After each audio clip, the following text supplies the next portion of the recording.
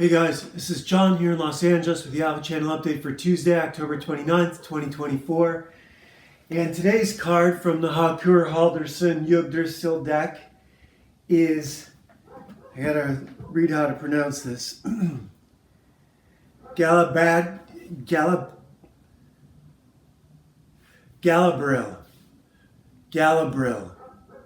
The bridge between life and death. This was mentioned in yesterday's card because Haglund, who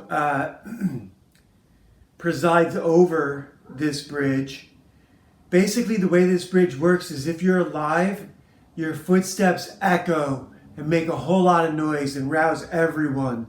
Whereas if you're already dead, you don't make any sound. And that's how this bridge works. You can see it right down here over the water. The river Styx, presumably, or Acheron, maybe. Although those are Greek rivers. I think I once, on this channel, called the river Styx the Egyptian river, which it's not. It's Greek.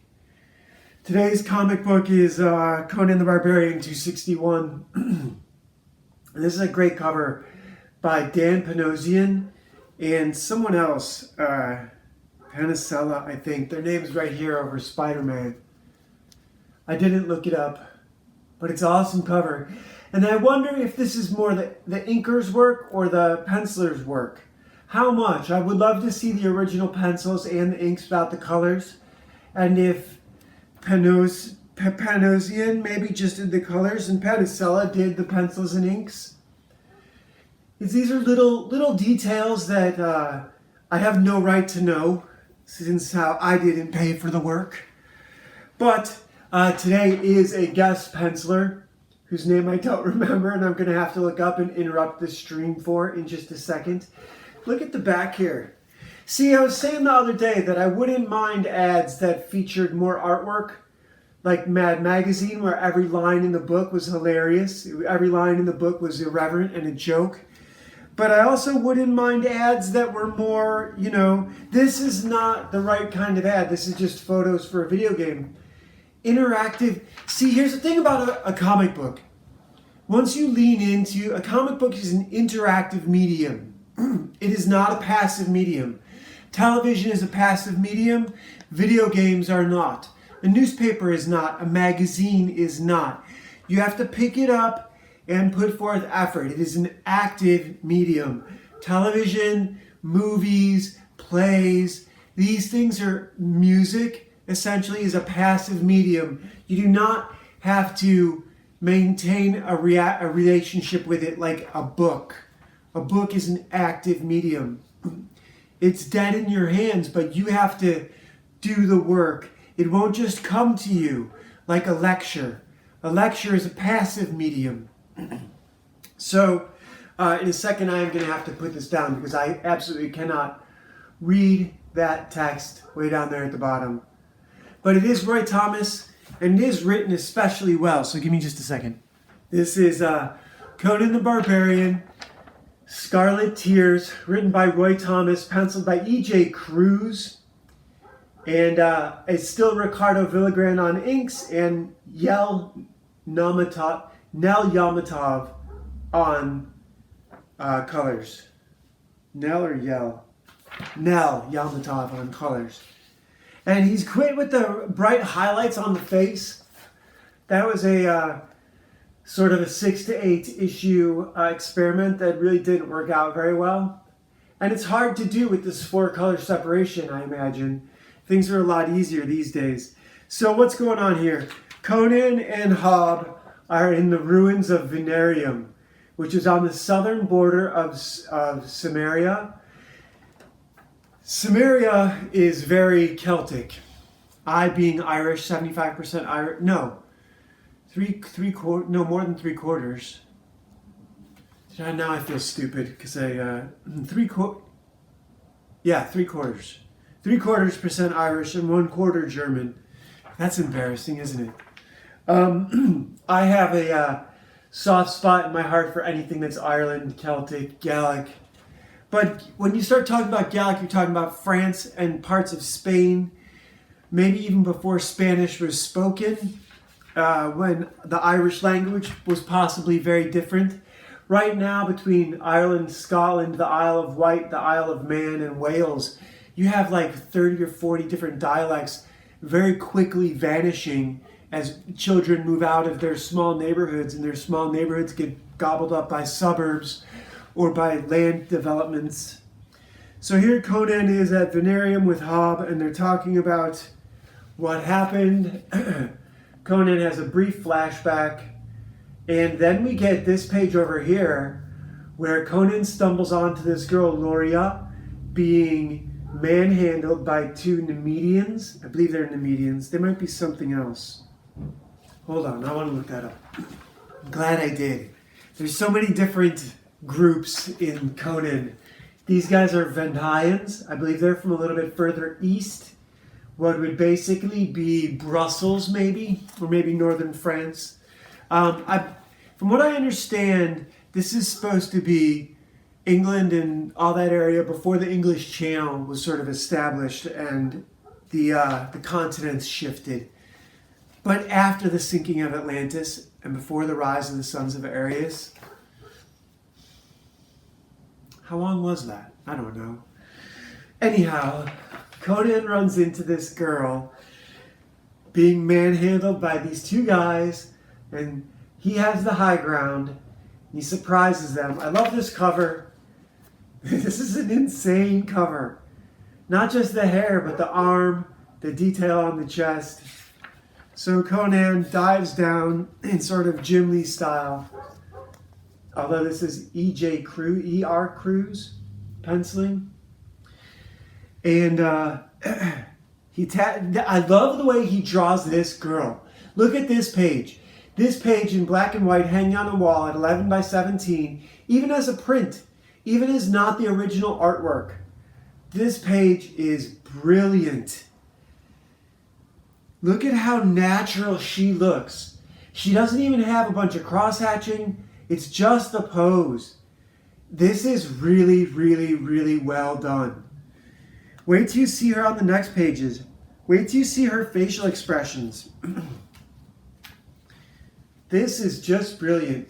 He had someone model for this and maybe even took photos. I don't know, but this is, if he did this like, you know, what's that guy? Kim Jong-yi, who just recently passed away. This is incredible work. This girl, look at this girl.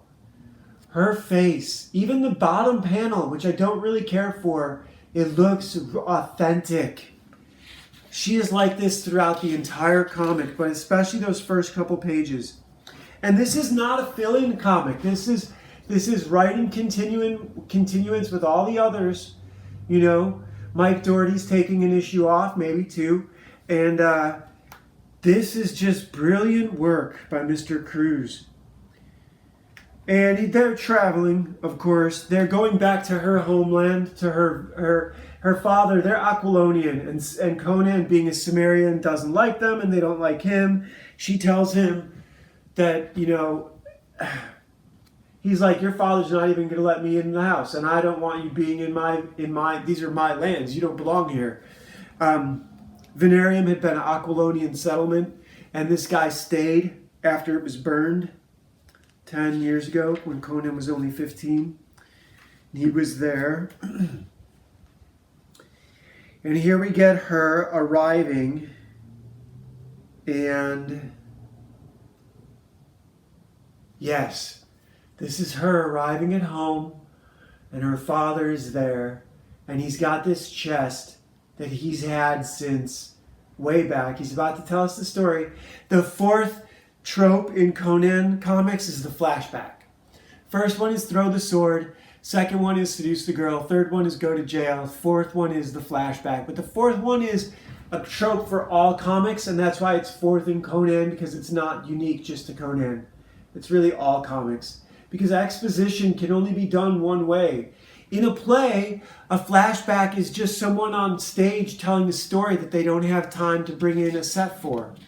Do you know what I mean? They run in after a battle and tell you everything that happened. And then the guy that they just told the story about shows up and contradicts the story that they just told you. So you as the audience don't know what to believe. The characters on stage don't know what to believe. And then the fight plays out for the rest of the play. That's how it works. And then a third character can come in and side with one of the other two. And then everyone can leave the stage. And that is a short story in and of itself. Every one of these scenes where someone enters or leaves the play should be a short story. Everything that happens before that should be summed up in and of itself. And Roy Thomas is very, very good at this. He really does a great job. Conan is the main character. Conan makes all the decisions. He doesn't do all the exposition. Hob questions him. Hob is sarcastic in the way a fat dude to a muscular dude can be. He can sort of rib him without being afraid of getting beaten up. Even a skinny dude can do that if he's respectful about it. And Conan's had some sidekicks like that. This girl is drawn so well. So here they get back to her home. Her father's got the scarlet tears in this golden chest that he clutches. And we have this whole exposition scene between Hob and Conan and Loria, the daughter, and her father, where her father tells the backstory, and also explains how the chest is more important to him than his own daughter's life.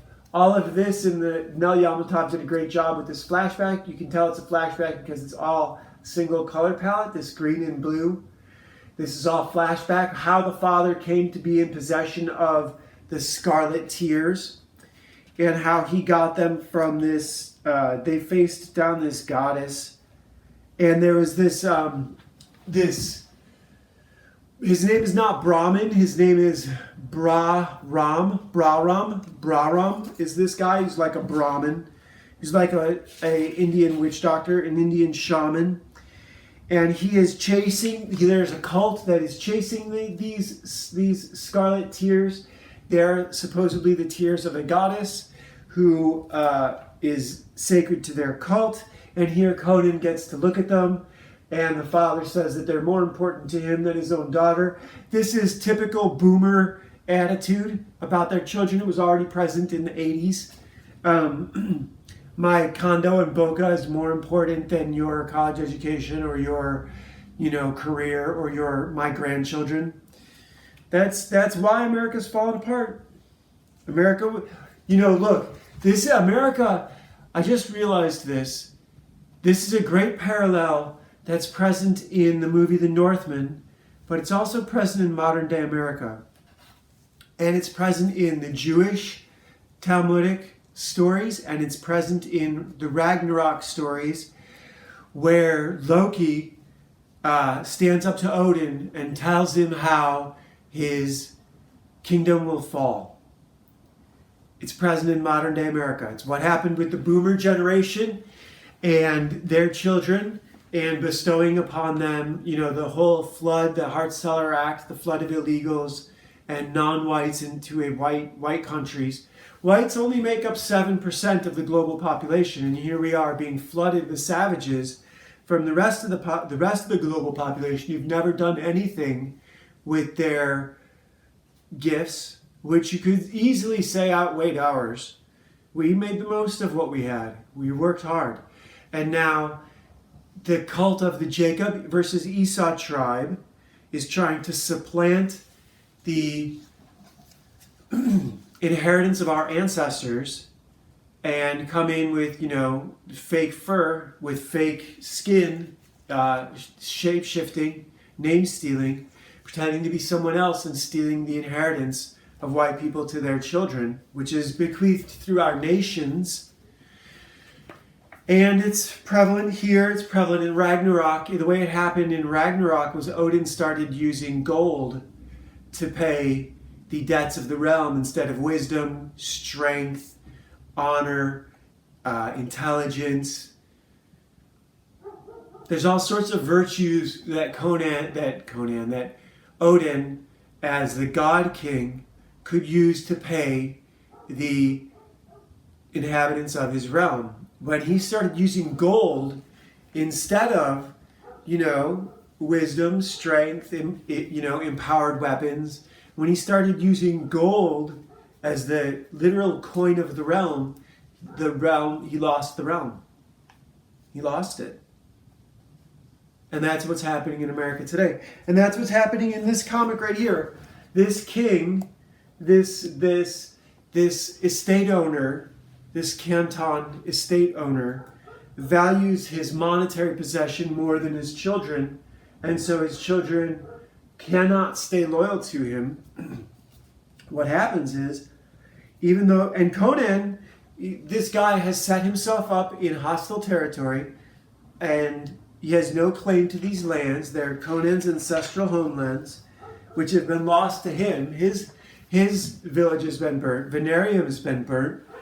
And now this guy, the Braram, and his cult that is seeking these stones that have been stolen from them, they have come around demanding payment, and Conan's fighting to protect the girl who gets the helmet of the goddess who the Scarlet Tears belonged to set upon her head.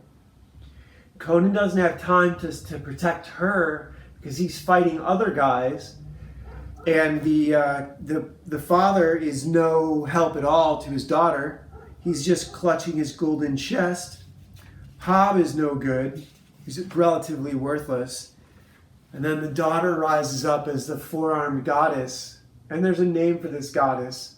I suppose I can hit pause and take a look, and I might after I'm done holding this page up. But she shows up and she fights Conan and Hob, who both have to dual wield a sword and a dagger to deal with her four arms. And her goal is to reclaim the Scarlet Tears. And I believe she somehow kills her father. Or no, Bahram kills her father and takes out the necklace and gives it to her while she holds off Conan and Hob. This is more tragic than Gnarl and Ron Gnarl's daughter. And yeah, this is more tragic than that. She's right there and she doesn't even know it's happening. And so then the tears get returned to her. They become real blood, rain down over her, and release her from the spell. This is magic. This is sword and sorcery. This is where the characters have to be clever enough. Although Conan really doesn't do anything, you know what I mean? He does, of course. He fights, he has to defend these people. He has to defend his homeland. And then in the end, he has to defend this girl from her father.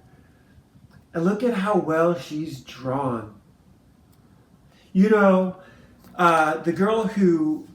was a girl called the Cinnamon Girl, and she has a real name. I think it's Jamie or Jennifer something. She passed away, but she was the model for Death in the Neil Gaiman series, the Neil Gaiman Death character. And that's part of why she looked so good, is because they had a real girl's smile to model her on.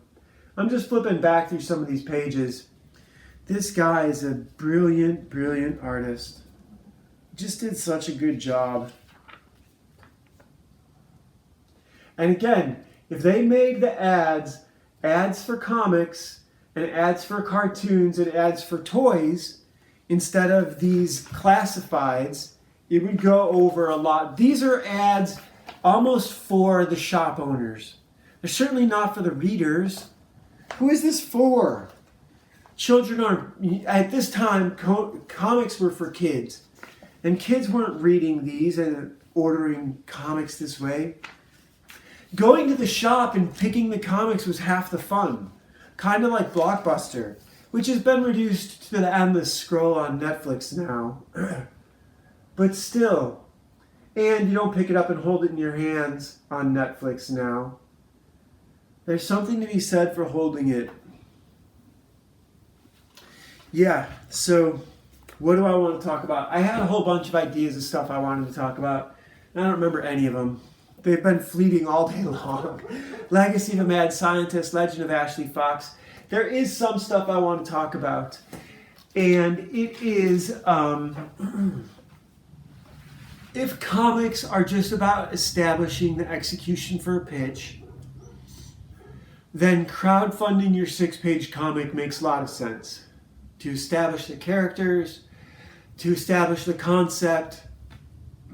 Excuse me. That's all the real comics of the 70s were until a character took off. You know, like Spider-Man was just one of the side characters in Amazing Fantasy, a 12-page story that the audience demanded more. Excuse me, I suddenly got the hiccups. That the audience suddenly demanded more of. So from that perspective, I'm thinking that maybe for our first issue we do a series of stories, 4 to 6 stories, probably 2 12-page stories, 2 4 to 6 page stories, and then 2 1-page stories. I know a 1-page story that I already have penciled, and really roughly like from 20 years ago, but I could redo it. And I have a 6-page story that I could redo about a little girl getting out of an insane asylum. And I also could easily do a 12-page story. 12-page story for me is easy. Longer is easier. And these would all be leave you wanting more sort of stories. Not necessarily cliffhangers, but we could always come back to these characters either in another story or as guest stars in someone else's story. So that would be easy. And then, you know, leave a few up to Jay, who did this. This is his artwork. I'm not supposed to say his name because of my toxic behavior online, but I can't go around saying I had anything to do with this other than I gave him the 2-sentence pitch. The 2-sentence pitch being Ashley Fox, Ninja Babysitter, gets promoted to a Valkyrie when she loses her life rescuing a child. That's not even a 2-sentence, it's a 1-sentence pitch. So Ashley dies rescuing a child, and Valeria promotes her to Valkyrie. She becomes an angel instead of just going to purgatory, or worse off yet, hell, or worse off still going to heaven, meaning you're not even worth continuing. Heaven is discontinued, right? Like, that's no fun. It's not even reincarnated. Look at all the options. So what do I have? I don't have, I was listening to a bunch of stuff the other day, and someone was talking about, it was the cowboy guy, spacing on his name. His name is Dwayne, and he does something, Dry Creek Wrangler School, right? So he's a horse guy, and he has a channel here on YouTube. I like listening to him once in a while, especially when the world is crazy. He's a good guy to listen to. And he was talking about how some writer at some point had written about how people who have a series of different careers in their life and maybe don't establish themselves as a rich person are failures. So would you call Ray Kroc a failure? Now, he established himself, but think of it, that was a guy who could have passed away at any time before he established McDonald's. Julius Caesar could have died at any time before he established his dictatorship. A lot of people think Julius Caesar should be the textbook definition. His picture should be there in the dictionary under failure. A lot of people look at him as white ambition that destroyed the world. I see Julius Caesar's white ambition as what built the modern world. That's a different perspective. I believe Machiavelli's The Prince is a Rorschach test on you as a person. If you read that book, which he did not publish for public consumption, it was published posthumously. For all of you illiterates out there, that means someone found it in his writings after he died and went and released it to the public. If you believe The Prince is a handbook for evil, then you are an evil person and you can't be trusted with power, and you'll never have it. You'll never win it. You'll never win power. One power today is called influence. Some people have it, and you can lose it in a moment. You can spend your whole life earning it, and you can lose it in a moment. You can also have none of it your entire life and suddenly find that you have it. The way people like Jordan Peterson and Stefan Molyneux have had it. I don't necessarily think I want influence. I want to garner an audience. I want to earn an audience who will trust me enough to give my stories, to invest in my stories. Every single one of these stories is a short story. You should have no problem opening it up. Any of these 26 videos that are represented by these two playlists, and click to any point in the timeline and listen to it, and it should be engaging. That's the entire goal. Every scene I've written I've structured my work so that every scene is a short story and should be engaging, and you shouldn't need to know any backstory to find it interesting. And that way you can, if you fall asleep, you can back up to where you left off and it'll still be good. So this is structured for repetitive listening. This is not a single go. I structured this to be people's favorite, so you can go back and listen to it over and over again if you like to do that with audiobooks. I still have to re-record it, but the story I am 100% proud of. The new work that I'm doing, the chapter I wrote last night, it's a strange thing as a writer when all the work you do is your best work. And if you're on an upward slope where you're improving over time, and as an artist, a lot of you illustrators know this feeling, the latest work is always your best work. And it gives you a feeling of pride and satisfaction that money cannot buy. And you want to share it with everyone, but people will see you as being an narcissist, an ego-driven narcissist at best, and a bully at worst.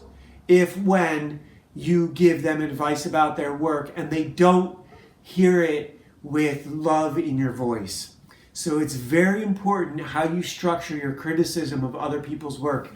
And so this is one of the better Conan written episodes. I love the way this episode goes.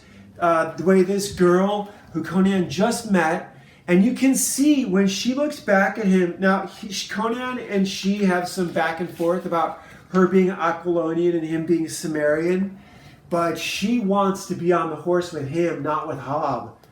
And Conan is like, shut up. Shut up, bitch. He's like, that's really his attitude. So, and it's hard for him because he's Sumerian first and a horn dog second in this case.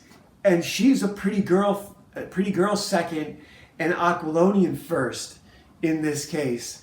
So this is really well written. There's a lot of reasons this is good. And you guys should know, if you watch this channel, when I come across something I don't like, I'm vocal about it, even if I'm misunderstanding it in the moment. And that's why some of these reviews, especially anything that's current, I want to give it a couple days and let it sink in, because it's not fair to come out here and attack someone's best effort. The crowdfunded stuff, I want to say this is important.